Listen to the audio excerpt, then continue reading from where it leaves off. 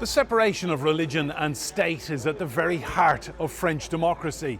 But with the Olympic Games coming up, is France applying that principle to all of its citizens equally?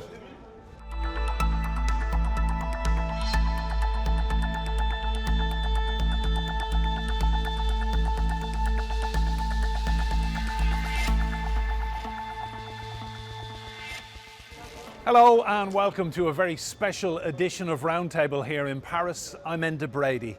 Now, more than 10,000 athletes are competing in the upcoming Paris Games. Not all of them, however, are feeling as welcome as they should be.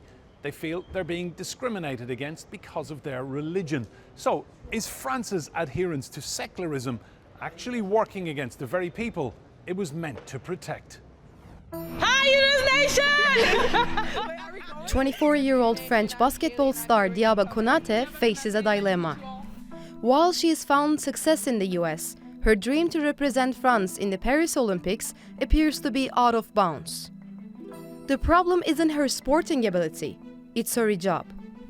Sports should be a safe place for every athlete around the world, where race, color, and religion don't exist. And it really matters to me because as a French hijabi athlete, I can't play basketball back home because of who I am and how I look. It isn't fair and hurts me to be treated differently and not have the same opportunities for success as others. Konate is not alone. The principle of secularism in France blocks anyone wearing religious clothing or symbols from entering official public institutions, including sport. Many Muslim athletes feel particularly discriminated against. The debate over Muslim athletes wearing attire that's compliant with their faith is nothing new in France. The Olympics have merely highlighted the deep division in French society over the issue. We are here to show our opposition against an amendment approved by Senate, which has the aim of banning women who wear the veil to participate in sporting competitions. The International Olympic Committee has said that athletes participating in the Games can wear a hijab without any restrictions. Faith and sport have also collided in other cases. A controversy over the depiction of a famous Parisian landmark, Napoleon's tomb, without its crucifix led to an uproar among French conservatives. The 2024 Olympics will be the biggest event the country has organized, and for some, the discrimination arising from the headscarf rule will be a stain on its reputation. But while preparations are in full swing and Olympic flame continues to travel through France, the question of whether the rules of the game are equal for all remains to be answered. Well, let's bring in our guests. Nacira Guenif is Professor of Sociology and Anthropology at University Paris 8, and for 9 years she was Vice Chair of the Islamic Cultures Institute of Paris. Rayan Freschi is a researcher at Cage International. You're both very welcome to Roundtable. Nacira, I'll come to you first. Paris, France, welcoming the world for the Olympic Games. Everyone's welcome, apart from, it seems, any French female athlete who wants to wear a hijab. Why is that? I think it's part of how France has become completely intolerant towards Islam and to Muslim women in particular. And it's very unfortunate that this appears to the eyes of the world during the Olympics, because not only it is unfortunate, but it is unfair, because these women have achieved as sports women and they deserve to be part of the game, whereas France is framing them as a threat, as a visibility that they don't want to show to the world, as if their headscarf was a way to say something that is not in the way France sees itself. It sees itself as this lay society, so-called laïcité, that actually it is very intolerant towards Muslim women, and this has been going on for 30 years. So these athletes that are wearing the headscarf are paying the price for the intolerance and for the way Islam is being treated in France for the past 3 decades. Rayan, I picked up one word there that I thought was very interesting. The hijab is seen as a threat. How do you feel hearing that? Yeah, exactly. Unfortunately, in the last 30 years, partially as a result of the global war on terror that was initiated against Muslims, against Islam globally. Expressions of Muslimness were criminalized, outlawed. In other words, we went through a series of processes of secularization and criminalization, unfortunately.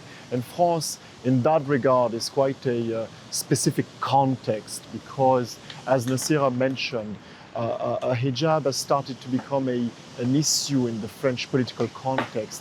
Actually, back in the 80s, in 1989, is actually the first time where hijab was, a proper hijab scandal, so-called scandal, took place and broke out. And unfortunately right now what's currently happening in the Olympics is nothing but the result of 3 decades long, very strong and state-led Islamophobia. Very clearly, Muslim women are regarded as threats and their practices, their Islamic practice is regarded as completely antagonist to any form of Frenchness. And just tell me, Nacira, how difficult is it to be a woman in France wearing a hijab then, if this is the level of kind of suspicion? Is that a good word to use? The level of suspicion about people who wear the hijab? Well, it's very difficult to be a Muslim woman, but first it's very difficult to be a Muslim teenager because the target was not so much old women who were wearing headscarves, because many of them were living in France and did not raise this kind of opposition or disagreement. But what really happened is that when the French society realized that as a pluralistic society, a multi-religious society, it had to accommodate young Muslim women, and some of them were wearing the hijab. And this is when the problem raised. It raised because the French authorities and the French elite decided that you can only be French if you look French, which means that you don't express any kind of religion in the public space, and especially you do not express your religiosity as a Muslim, because Islam used to be the religion of the colonies. France colonized a lot of Muslims. Morocco, Tunisia, Algeria, there's a French footprint. And West Africa. Yeah. And this was never a problem to have indigenous Muslims. The problem is that when the Muslims become citizens as any other, and they claim their rights, and especially their rights of expression, and under the 1905 law, the expression of religion is allowed. What is not allowed is the fact that you would want to express it in such ways that you threat the public space and other kind of religious beliefs. But they never did that. They just expressed their own religion, and this is when things became really tough on them, and when they became the target of all kind of policies, of public debate, of all moral panics. We have been going through all this. And I would want to add this, is the fact that France did not wait for 9/11 to be tough on Muslims in France. It was before. It launched its own war on Muslims and on women wearing headscarves long before 9/11. And so it is a personal, it is a national, a domestic problem that then becomes something that was in some sort of connection with the international situation against what is being so-called the war on terror. But France has its own specific problem with Muslims that you do not find in other European countries. And for that, I mean, it's interesting to think that not only it is racist, but it's also sexist that Muslim women who wear headscarf are so much targeted in France as a threat and as the expression of some sort of a submissive behavior, which they do not claim. They claim wearing the headscarf as a choice, as not as a sign of alienation. Rayan, just tell me, people think of French society and they think of very liberal values, very tolerant people. That's not really the case then, is it, when it comes to women wearing a hijab? Yeah, of course it's not. And as Nacira mentioned, in the last 30 years, we've seen the rise of an Islamophobic governance targeting Muslim women. In 2004, the hijab was banned from public schools, and then niqab was also banned in 2010 from public square. So very clearly, it's ingrained in the very legislation of French politics. Very clearly, in the last few years, what we've witnessed as well is a clear criminalization of the French Muslim civil society as well. Imagine that since 2018, more than 1,000 Muslim establishments were definitively closed down by the state. And these establishments, by establishment I mean mosques of course, but also restaurants, businesses, and of course NGOs. The CCIF, which was the main Muslim NGO fighting against these kind of Islamophobic legislations, was completely shut down in 2020. And this is currently, it's still going on. We're talking about more than 30,000 establishments being harassed by the state and more than 50 million euros being seized by the state from an already impoverished Muslim civil society. So very clearly, we are slowly but surely moving towards even harsher measures against Muslims. And very clearly, right now, it's fair to say that any Muslim, and especially women, but any Muslim is, of course, targeted by the state, because the state believes that as a Muslim, you might at some point express some form of political dissent, which cannot be a political dissent rooted in Islam, which cannot be expressed in here because of a so-called opposition with Republican values and Frenchness and beyond. Nacira, everyone wants to win a medal at the Olympic Games. Gold medals are extremely difficult to come by. I want to paint a scenario whereby you have a phenomenally talented young French woman who wants to compete for France and is capable of winning a gold medal, but she wants to do so wearing her hijab. And she's adamant she will only do so wearing hijab. What would happen? Well, obviously it's fiction. It will not happen. And this is exactly why the decision seems to be completely irrational. But I think that we should also think about Islamophobia in France as a sign of irrationality, as a way that the French society sees itself as remaining white, remaining under the pretense and under the umbrella of Christianity. And this is what has been lost because of the multicultural society as it is today. And I think that those women are being punished for this. They are punished not so much because they have achieved as a sportswomen, but because they express something that the majority of French society does not want to see. They don't want to see France as it is.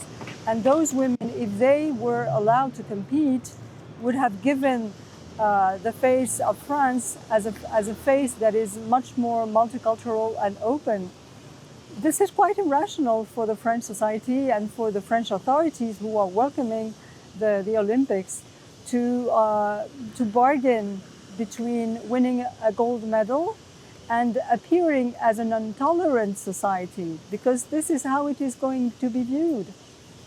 We'll get back to this when the Olympics starts, but obviously everybody will think about, this is not very clever to put those women aside just because of their religion. And this is something that France has been adamant to stand on. This point of intolerance does not seem to bother anyone among the authorities or the organizers. The fact that they look not only intolerant but Islamophobic is not something that seems to be a problem. So Rayan, would you agree that it's completely impossible then? If you had a world-class sprinter, any sport, any discipline, a girl capable of winning a gold medal, but her hijab is a vital part of her identity, she would not be allowed to represent France. Yes, 100%. I completely agree with Nacira. And to build on the irrational point that she made, if you look at a purely strategic and geopolitical standpoint, most of the time, it's actually positive for any nation to showcase pluralism and to prove that through sports their society is actually very open-minded. But not for France, especially with Muslims. Very clearly, these restrictions in the end undermine, from a purely strategic standpoint and geopolitical standpoint, completely undermines the French image in the entire globe.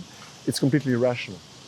Tell me, Nacira, how will French Muslim women feel turning on the Olympic Games and seeing hijabi girls from all over the world competing for their countries, winning medals, doing their best, representing their countries and their families, and wearing a hijab, and a French girl can't do that? Well, I think they will be able to make the point that the irrationality of France is becoming also a way to ridicule France in the eyes of many nations, as you just said. I mean, it's going to be kind of, this is the demonstration that France is not living up to not only its liberté, égalité, fraternité motto, but it's not living up to what it was supposed to deliver for the Olympics. It is undermining, it is weakening the image of France in the world. And of course, it's going to be a lot of a matter of bitterness for young women and for many people in France who will watch the Olympics and see that the only athletes who do not wear the headscarves are the French ones. I mean, this is going, and the demonstration will be made that France is not the kind of modern and liberal and open-minded society it pretends to be. Rayan, does it make you sad that a young French woman can't compete wearing a hijab? Of course, it's very sad for them. I can only feel some empathy with them. As a Muslim myself, I feel very sad and also angered by the fact that our religion is regarded in such a poor way, of course. But in the end, hopefully, I hope that these restrictions in the end will further build our willingness to actually struggle against those injustices. It's very interesting that there's a Stanford research that was published in 2019, and they tried to understand the consequences of the 2004 hijab ban in France. And they interviewed some Muslim women, and they said that, well, as a result of that ban, they started to regard hijab their connection with hijab and their connection with Islam actually deepened and became even more strong. They became even more spiritually and politically aware. So hopefully, essentially what I'm saying in here is that I hope that those restrictions and those injustices, this persecution in the end, will backfire. That's my hope. So Nacira, let me get it straight. This is meant to be about no outward displays of a person's religion. I run marathons, and occasionally I'm Roman Catholic. Occasionally I would wear a crucifix on a little chain. I'm guessing that wouldn't be a problem representing France. No, of course not, because it is Christianity. A lot of people in France still see France as the heir of Catholicism and Christianity, and they want to stress and they want to put forward this inheritance in order to oppose it to Muslim presence in France. So of course the cross and the crucifix are not a problem in France. They might be if they are too much of an expression in public spaces, but as a person you can express your Catholicism with no reaction from anyone. And if anyone did, it would be seen as intolerance, and it would be people would feel terrible about this. But when it comes to Muslims, there's no problem to tell them that they should downplay their religion, and they, as much as possible, should make it invisible to the eyes of the public. So this is why Catholicism is not, and we see it. I mean, we do see a lot of athletes and sports shows, and we see the expression of religion. We see, for example, when you look at football, a lot of people do this, when they enter, or they look at the sky because they are Muslims, this is something that we see all the time. But what is really striking is how they are so keen on pressuring women. And this is part of this kind of sexist spirit in which we live. And the pressure is harder and harsher on women than it is on men. You mentioned football. Rayan, during Ramadan, I saw certain football leagues in Europe, Bundesliga in particular, they allowed a break for players of the Muslim faith to break their fast. And that was very welcome. That didn't happen in France. Yeah, exactly. Unfortunately, every expression of Muslimness is, as I've mentioned, regarded as something that is clearly in opposition with any aspect of Frenchness, is clearly in opposition with what they label as Republican values. So it's very unclear, that the definition of those values are very unclear. I actually believe that they are defined negatively. What is Republican is something that is not Islamic. And very clearly, it didn't surprise us because sports, from that point of view, they have. It's a very specific political space where you can showcase the very specific features of a nation, of a country, of a state. If you believe Islam has nothing to do with France, of course, even breaking a fast is going to be a problem. Nacira, do you think they'll ever reach the stage in the French Football League, Ligue 1, where players of the Muslim faith during Ramadan, there will be a special break, just for a minute or two, so they can break their fast? Will that ever happen here?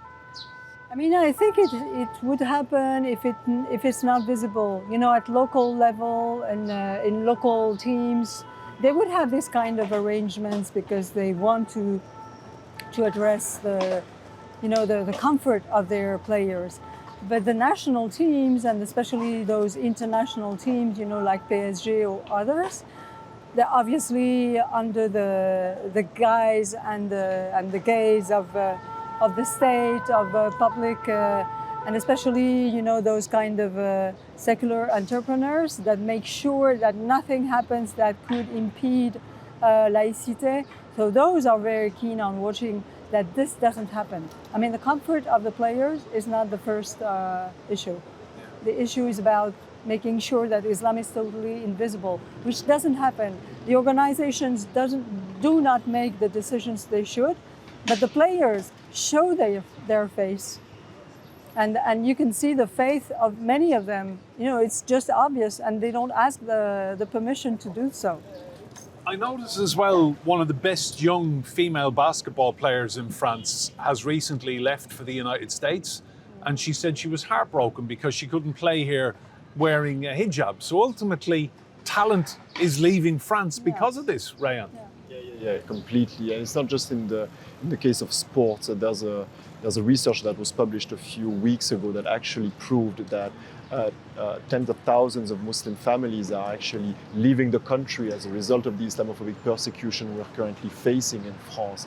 And part of those families, part of the profiles that are leaving are obviously people who have high diplomas, are very well educated, they have talent, as you mentioned, but their talent cannot be expressed and is not accepted in French society because of their Muslimness. And that's the reason why I'm using the word persecution. It could appear as something very violent and radical and extreme, but if you look at the legislation, at the way Islamophobia expresses itself in France, when it comes to the point where people have to leave the country just to have normal lives, then yeah, for sure, that means persecution.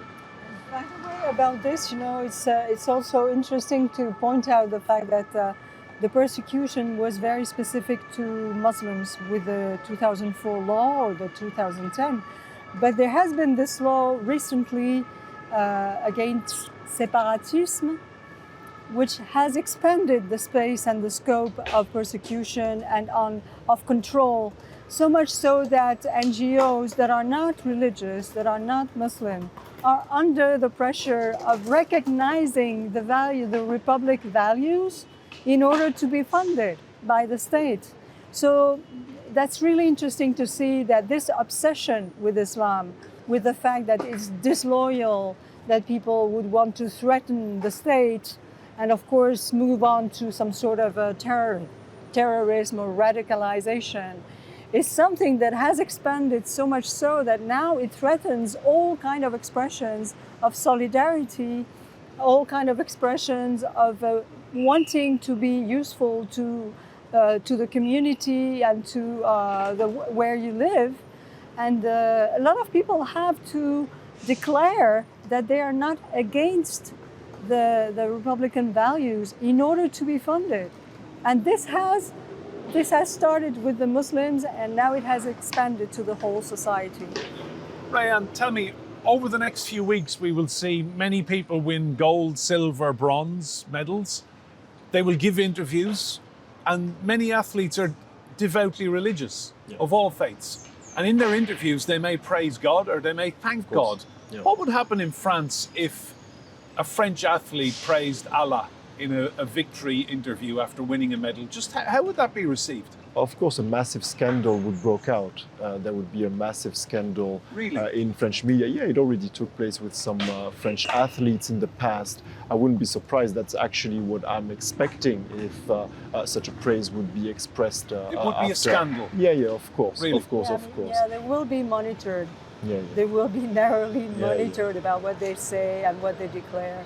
That's for sure. Nacira and Rayan, thank you both so much for your insight and analysis. Remember, you can see more discussion and debate on our YouTube channel. Just search for Roundtable TRT World. But from me and Brady here in Paris and all of the Roundtable team, thank you for watching.